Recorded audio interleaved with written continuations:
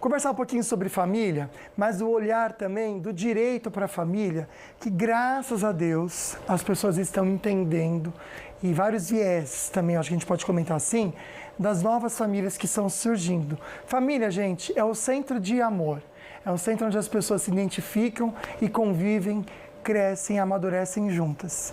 E para entender um pouquinho como que o direito tem enxergado isso, como a gente pode ter também um respaldo aí de todas as leis e também todo o cuidado para todo tipo de família, a gente recebe a doutora Camila Juliana. Que legal ter você aqui, doutora. Obrigado, viu? Lucas, eu adoro estar aqui com você. Qual o nome do marido e dos filhos? Marcos é o marido.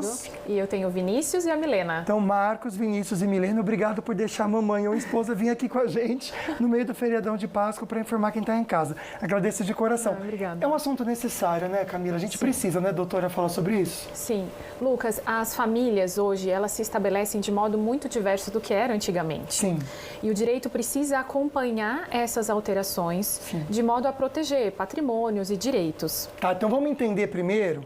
Tudo que a doutora vai comentar aqui agora, eu falei da minha opinião do que é a família, né? Mas tudo que a doutora vai falar, então, é essa visão que o direito tem sobre a família. O que é a família? Então, família a gente pode conceituar como um grupo de pessoas que vivem sob o mesmo teto ou que tem a mesma ancestralidade. Entendi. Mas o mais importante, Lucas, é a gente entender que nas últimas décadas a família tem sofrido uma mudança estrutural.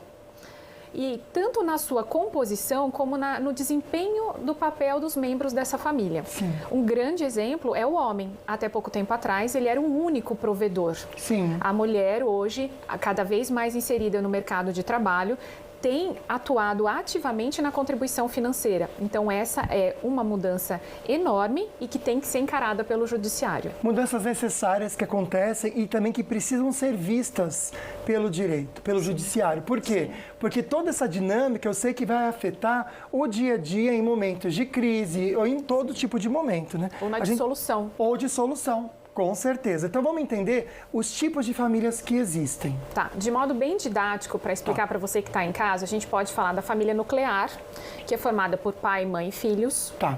A família estendida, que é os primos, os tios, os avós. A família monoparental, que é formada por um pai e filhos, ou mãe e filhos. Aí tem esse mesmo nome, monoparental. Isso, ou é o pai morando com os filhos, ou é a mãe morando com os filhos. Hoje a gente fala muito da mãe solo, né? É a maneira correta de falar, que antes falava mãe solteira. Até ensinando você em casa que eu aprendi isso também. Não se fala mais mãe solteira, tá, gente? É mãe solo que se fala. E é uma família monoparental. Monoparental, tá bom. A família anaparental tem um nome difícil, mas é composta só por irmãos, sem pai e mãe morando junto. Anaparental. Essa eu não conhecia. Só formada por irmãos. Entendi. Não temos os genitores, seja porque faleceram, sumiram. E nós temos a família estendida, que a gente fala, né? Que é a família reconstituída, que é formada por pessoas que já vieram de outros relacionamentos, divórcios ou de uniões estáveis que se dissolveram e resolvem se unir. Aí tem os meus filhos, os seus filhos e os nossos filhos. Essa é uma família que hoje precisa de uma proteção especial. Família estendida. Ou a família reconstituída. Entendi. Né? As pessoas vieram de outros relacionamentos. Elas já foram casadas, se divorciaram, tiveram uniões estáveis que se encerraram e elas se juntam novamente, trazendo filhos de outros casamentos, trazendo patrimônio de outros casamentos. E aí, Lucas, a gente tem que ter um olhar muito especial, porque são muitas relações jurídicas entremeadas. Entendi. Eu acho que é a mais dinâmica e diferente de todas. Sim. Que vem... Quando eu falo diferente, gente, é porque a gente estava acostumado com um padrão formatado. Mesmo. Pai, né? Mãe e filhos. Quando é um casal homoafetivo, por exemplo, seja duas mulheres ou dois homens, entra em qual dessas dinâmicas? Isso que eu ia falar para você. Toda essa classificação que eu falei de famílias se aplica a um casal hétero ou homossexual. Então, quando a gente fala de família reconstituída, podem ser dois homens que tiveram outros relacionamentos, já tiveram filhos de outras relações e vão. Hoje não temos mais diferenciação em razão de escolha sexual. Mas, por exemplo, se são dois homens ou duas mulheres que nunca tiveram relacionamento com ninguém de casamento ou de união estável, eles entram mesmo nessa estendida ou já naquela primeira? Na primeira. Na primeira. Na família nuclear, que a gente fala. Não importa se é constituída por dois homens ou duas mulheres. Quando a gente fala disso, algumas inovações que vêm, né?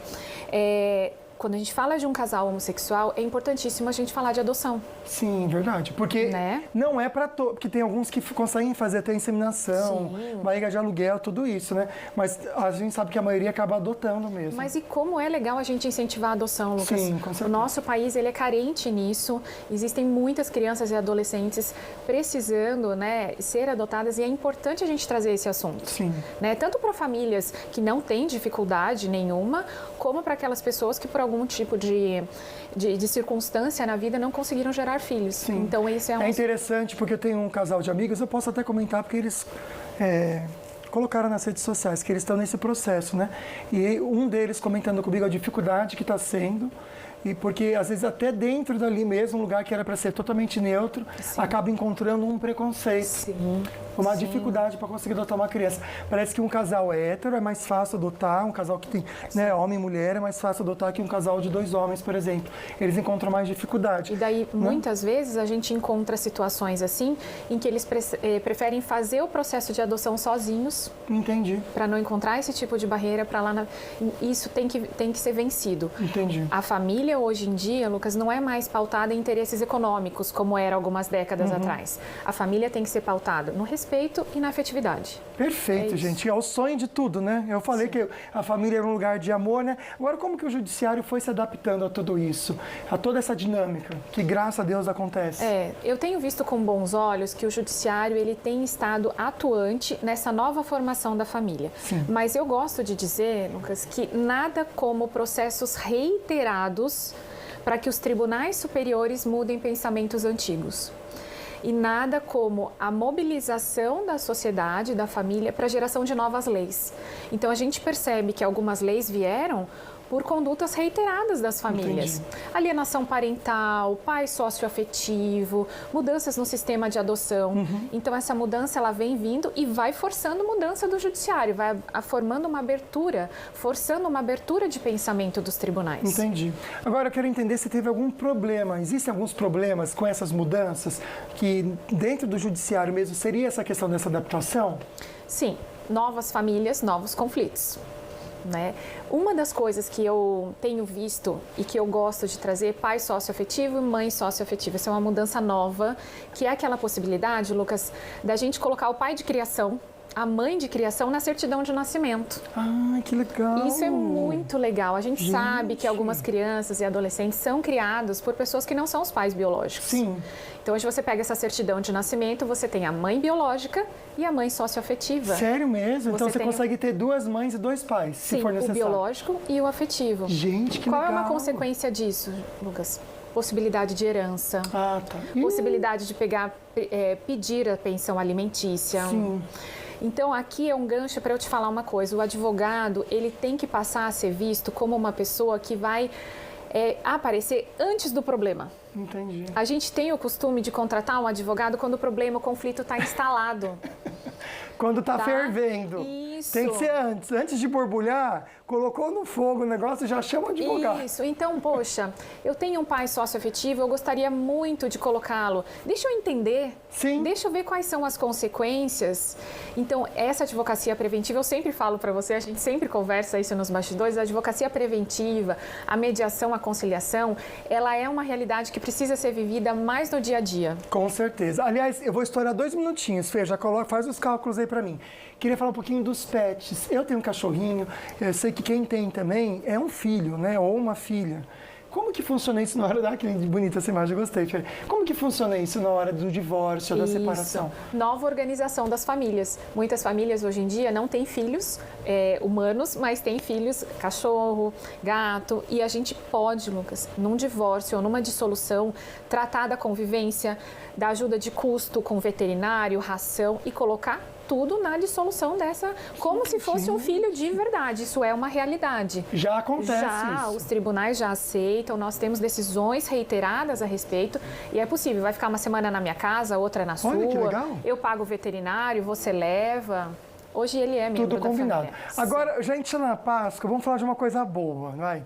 Na questão do casal que quer divorciar, mas por algum motivo, graças a Deus, eles se entendem. Não queremos mais. É quem estava no processo, estava quase ali assinando, ou até mesmo assinou, tem como reverter o cancelamento de um casamento ou não? Se a gente está no curso do processo, a desistência pode acontecer a qualquer momento. A qualquer momento. Assim como os acordos, as conciliações que eu sempre falo. Quisemos conciliar para não ser mais litigioso, para não ter mais briga? Pode. Quero me reconciliar? Também pode, o juiz homologa. Você já pegou isso? Já? Ai, que legal. Nós já pegamos, foi muito interessante, foi na mesa da audiência. Conta pra gente rapidinho, doutora, que eu quero saber. Na mesa da audiência, porque a primeira pergunta que o conciliador, que o juiz acaba fazendo, existe a possibilidade de reconciliação? Existe a possibilidade? E ele levantou. Eu falei, eu gostaria de tentar, o marido. Gente. E na hora a gente sentiu que ela... Porque quando a repulsa vem, ela é imediata. Sim. Não, eu não quero mais. Entendi. E ela... Eu acho que eu quero. Você vê que demais, gente. Eu arrepiei. Né? Olha, agora, Lucas, uma coisa. Se o divórcio foi decretado, sim, aí tem que casar de novo. Gente, então pensa bem na hora de divorciar. Isso. Porque o que você gasta com casamento, né? Tá tudo tão caro. Isso. Não vai, né? Porque vai... Nossa. Se existe alguma possibilidade de se resgatar o casamento, a relação, tente. Procure uma mediação, uma terapia de casal. Isso tudo a gente pratica na advocacia humanizada. Sim. Agora, se infelizmente o relacionamento acabou, o respeito acabou, não é necessário também viver infeliz. Pense bem para casar. Pense 3 vezes para divorciar. Sim. Tá bom? É a dica que fica de hoje. Doutora, obrigado, viu? Pelas informações. Eu adoro. No finalzinho do programa você volta aqui para comer um pedaço de colomba. Você quer? Quero. Combinado, então. Que essa esperança chegue até você, para toda a sua família, porque o que a gente quer aqui mesmo é isso, sabe? Hoje a gente está claramente falando de Jesus, do amor dele, mas todo o programa, sabe, Frei, sabe, doutor? Eu acho que a doutora acompanha muita gente. Essa preocupação de você que está em casa, poder parar um pouco para aprender, para crescer, para vivenciar o melhor. Porque essa vida, gente, ela pode e deve ser boa. E é uma escolha nossa mesmo, né? Eu agradeço de coração, Lucas, e com isso eu encerro, porque os amigos, eles são recebidos em nossas casas. Quando a gente permite que o amigo entre em nossa casa, a gente realmente, às vezes, quase sempre, a gente os recebe ao redor de uma mesa. Sim. Como você hoje nos recebeu ao redor dessa mesa tão bonita. E eu vou dar a Colomba Pascal. A nossa produção estava assim, não corta ao vivo que não vai dar certo. Porque como tem muito chocolate, eu falei assim, não, mas eu vou cortar ao vivo sim, porque parabéns, Luca, parabéns. Eu quero também receber vocês muito bem. Frei estava comentando comigo, gente, o Frei tá muito chique. Vou falar agora, vou puxar as conversas aqui. As conversas de amigo agora em volta da mesa.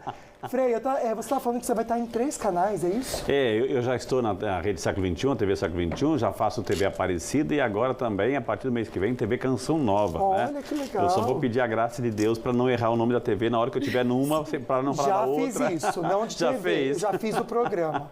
Eu estava aqui no Manhã na Band, aí chamei o Falando Nisso, que é o que eu faço com a Sol durante a semana. Posso mandar um beijo para Sol? Sol, saudade de você. Beijo, Sol. Feliz Páscoa. De segunda a sexta, viu, Frei? Vou até falar o horário aqui para todo mundo em casa saber. 5 para 1 da tarde. Então, quem quiser assistir a gente novo também... Novo horário. Novo horário. Tá um pouquinho mais cedo do que era, né? E, Frei, na TV Aparecida, qual que é você consegue saber os horários tudo? Toda quinta-feira de manhã e quinta-feira à noite, ao vivíssimo. Eu já entrevistei mais de 3.040 médicos. 3.000, Frei? 3.000 médicos. Você sabe o nome de todos? Não, mas de todas as especialidades, doenças, assim, trazer informação. Eu vou segurar aqui para você. Ai, gente, tá todo mundo agoniando. O bem que você falou, hein, Marcel? A cara dele olhando pra mim assim, tipo, não vai dar certo. Tá trazendo Mostra aqui na 2 que fica menos feio. Obrigado. Isso é Páscoa, gente. Isso é Páscoa. Isso é que compartilhar. Se fosse em casa, eu vou falar uma coisa. Eu já teria colocado a mão já, entendeu? Mas como eu tô na televisão, aí eu vou fazer do jeito mais certinho, viu? Obrigado, doutora. Porque eu quero que vocês comam ao vivo. Ai, que delícia. Nossa, meu Deus do céu, equipe. Nós vamos comer pensando em vocês, viu, equipe? Não, mas a equipe vai comer também, porque tem pra todo mundo, viu? Vamos esperar o seu agora. Eu vou pegar aqui, ó. Pronto. Eu, na verdade, sabe o que eu vou fazer? Eu vou comer um pedacinho desse cookie também que eu comecei e não terminei, gente. É tão bom a gente poder sentar em família e poder conversar também, né? Os amigos a gente acolhe ao redor da mesa, né? Os bons amigos aqui, a gente tem intimidade, que a gente gosta de verdade, né, doutora? Claro. É muito bom. Quero, antes de terminar o programa, dar um toque muito especial para vocês também. Quando a gente fala em transformar o mundo, tem essa nossa responsabilidade também de melhorar como ser humano, mas também está chegando a oportunidade, gente, de votar.